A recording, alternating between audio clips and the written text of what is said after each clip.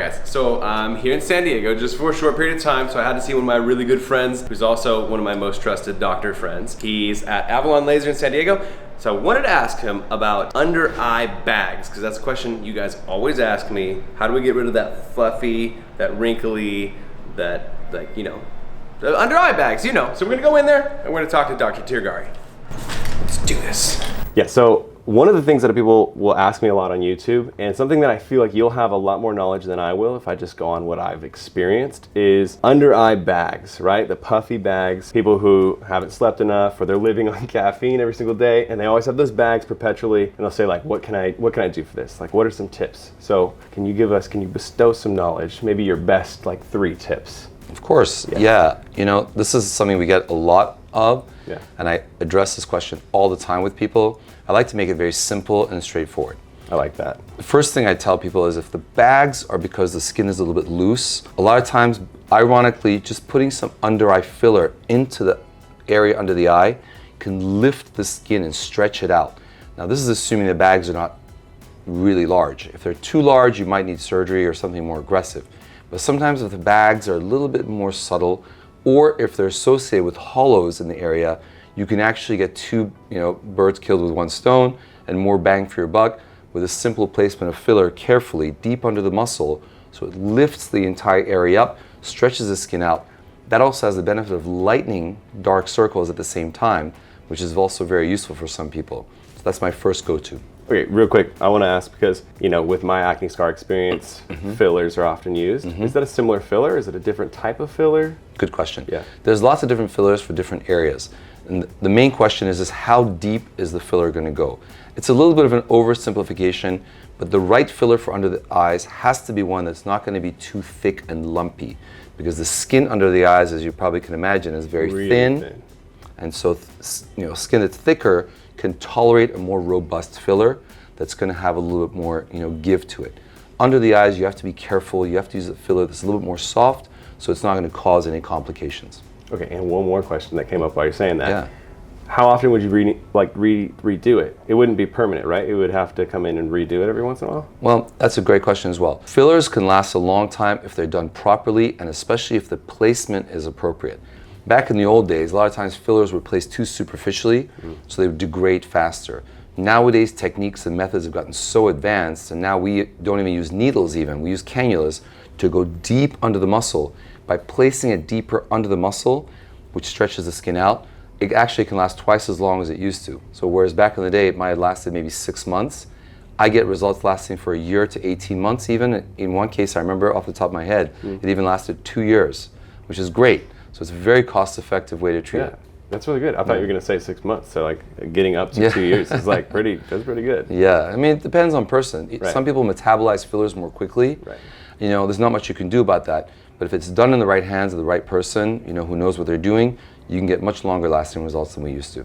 Okay, cool. So that was number 1. Yeah. That's a good one. Let's go to number 2. All right.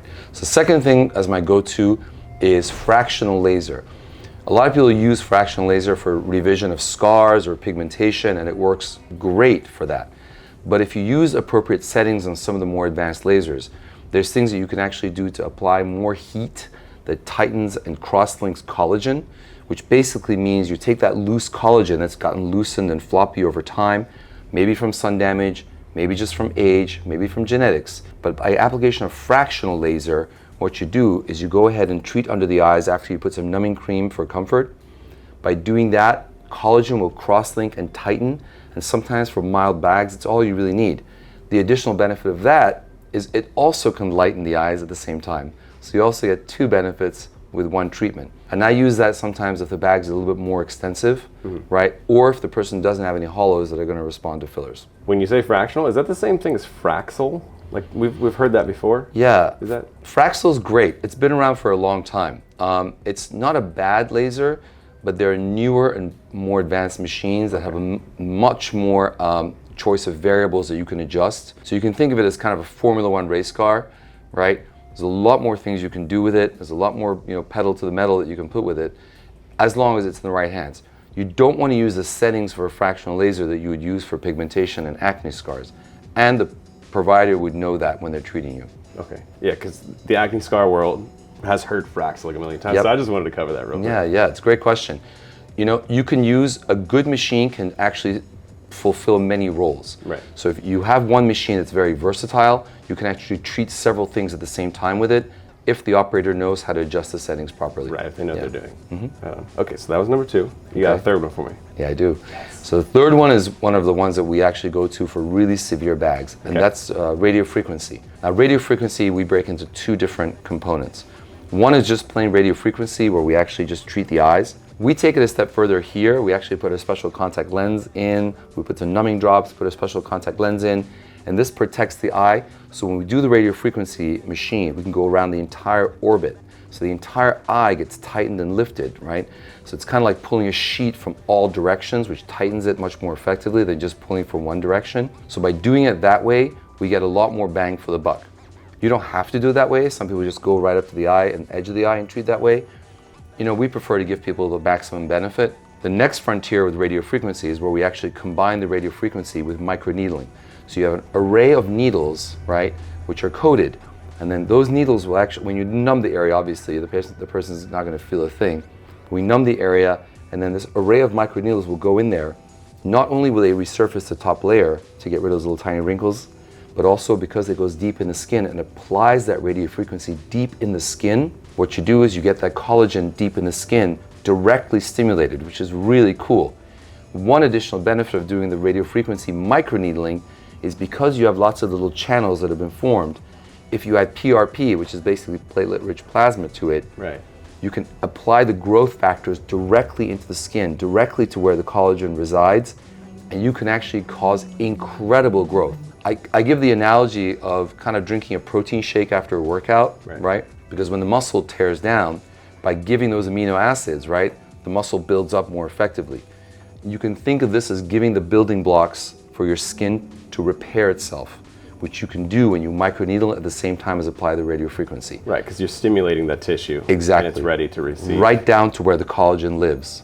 So it's a much more efficient way of delivering that energy where it is going to do the most benefit. Essentially. So I actually haven't heard the last one. That was really interesting. And I was going to ask you, it's basically doing a similar thing, but at a deeper level. We're still stimulating collagen elastin to regrow, regroup, whatever you want to say. Yeah. Right. And so you basically put those kind of respectively from mild to most severe bags, Correct. right? So Correct. filler would be kind of for the more mild bags, and then you would go up until you had the most severe bags. You would go for this radio frequency with. Absolutely. And the thing is you know, skin has multiple layers. Right. So you've got the epidermis, the dermis, and so on. If you're going to deliver the energy where it's going to do the most good, you want to do that if you can. And sometimes just doing that alone can save people from having to get an expensive surgery, because everything is going to have downtime with surgery. And the thing about surgery that I don't like is if skin is floppy and lacking in collagen. You know, if you think about it, taking a person doing an eye lift or a facelift takes that weak skin, and all it does is it stretches it. And what does that do? It actually tears that skin apart and weakens it. Makes it weaker. Exactly. Right. So the real benefit of doing the non-surgical route is that you're not just making it look cosmetically better, but you're actually making the skin healthier, which means it lasts longer, right? A lot of times in aesthetics, the trend has gotten away from surgery, not just because people don't want to look fake and avoid the downtime, but because their skin needs to be built up and healed. Right. And we find that it lasts longer that way, so it rejuvenates better. Right, improving like the health and the actual integrity of the tissue instead of just covering it up. Exactly. Since I have you here, Yeah. I have a couple other questions that I thought of as you're going. So you probably have heard people say put a spoon in the freezer, put the spoon on your eye. That'll kind of reduce the puffiness. And you've heard like a bunch of the other, just like quick fixes and stuff like that. So what would you say about those? Because what you're telling me is that the things that you're the 3 that you just gave, it's all about like repairing the collagen. So what would you say about those things? Are they just like quick fixes? There's nothing wrong with just taking the skin and shrinking it. The question is how long is that going to last? Right? If you're going to paint the wall, you first want to sand it, make sure it's prepared, and then when you put the paint on, it's going to last longer. If you don't prepare the wall, you just slap some paint on it, it'll look good for a short time, but long term, you're going to have to go back and do something else with it. There's nothing wrong with the cucumbers on the eyes type of thing, the little spa treatments, and there's nothing wrong with that. The question is are you just temporarily shrinking the skin, or are you actually contracting the collagen fibers that are getting torn down over time. Because when you repair the collagen, you've got this firm, solid collagen base. The results are going to last a lot longer, and they're going to be much more cosmetically pleasing, and then they're not going to be worn off by the time you walk out the door. Right, and so you're getting more bang for your buck in the long run because you're actually fixing the problem instead of just covering it. Exactly. One more question that I gotta ask, because we're talking about collagen, elastin, repair. A lot of times people are using retinols or retinoids on their total face for the same kind of thing, increased cell turnover and collagen elastin stimulation. Would that be effective to put that in your under eye region? Would that help at all? Even, maybe just for really mild cases?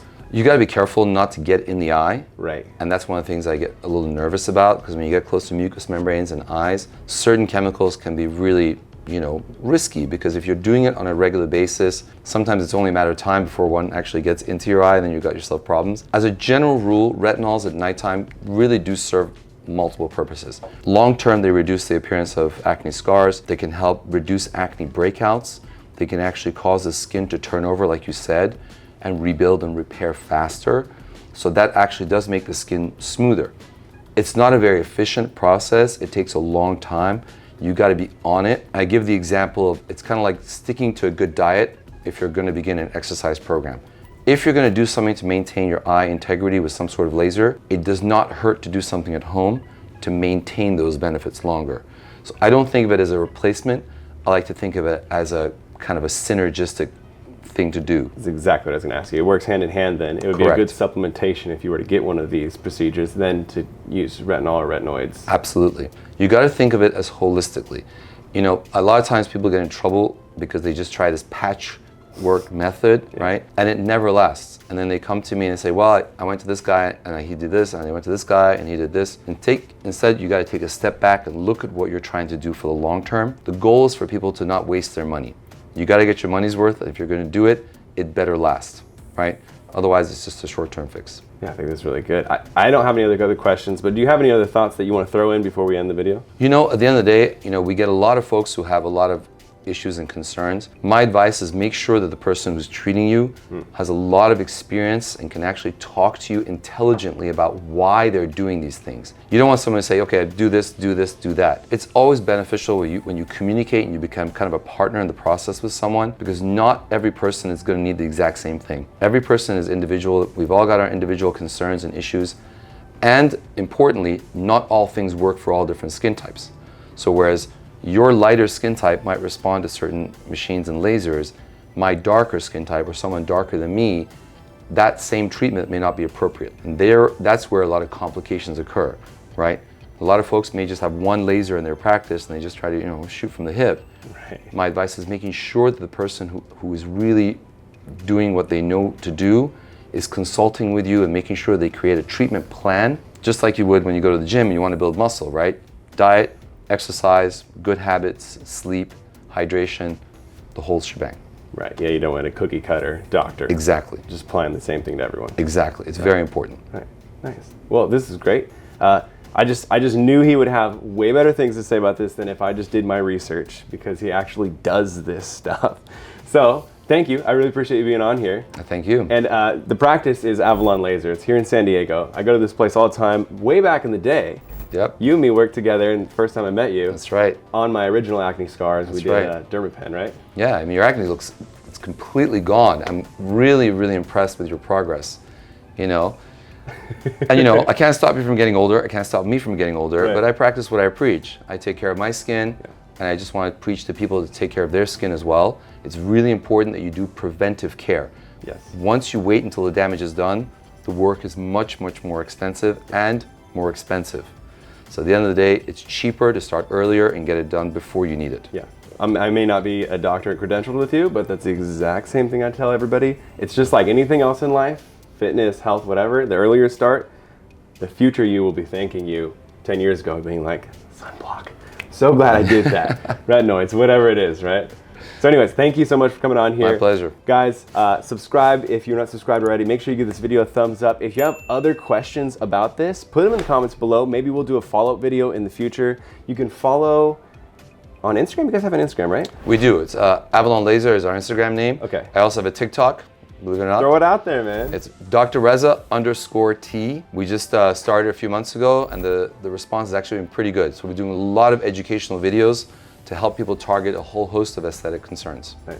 Yeah. Follow them over on there, and I appreciate you guys checking out the video. We'll see you in the very next one.